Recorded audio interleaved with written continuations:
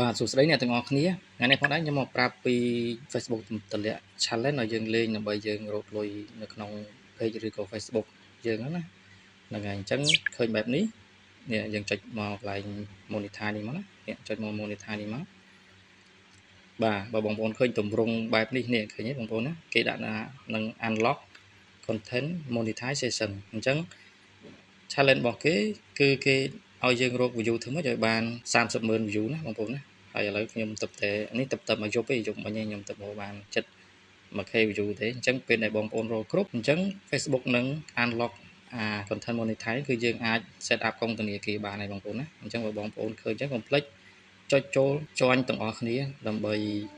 រក view ឲ្យគ្រប់អញ្ចឹងយើងនឹងអាចរកលុយពី Facebook បានហើយបងប្អូនណាក៏លោកបងប្អូនអាសាមើលតិចទៅកន្លែងនេះកន្លែង monetize អាសាមើលចុចចូលមើលតិចទៅបើពេលខ្លះយើងគេតម្លាក់មកយើងបានចុចចូលមើលយើងអត់ដឹងទេហ្នឹងហើយបងប្អូនអរគុណច្រើន